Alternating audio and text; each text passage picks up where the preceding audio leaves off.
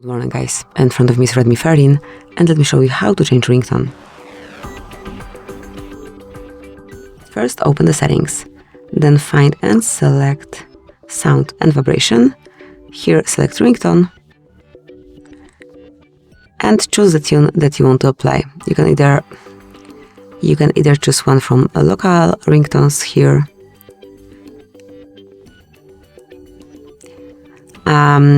or one from below categories, whatever you prefer. For example, birds. Let me choose this one. Tap on OK. Wait till it's downloaded.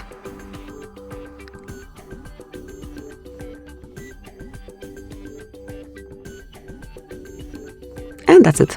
This song. Let me just make sure that this applied. And actually it was already done before, so we can go back.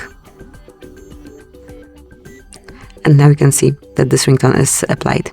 So that's it. Thank you for watching. Please subscribe our channel and leave the thumbs up.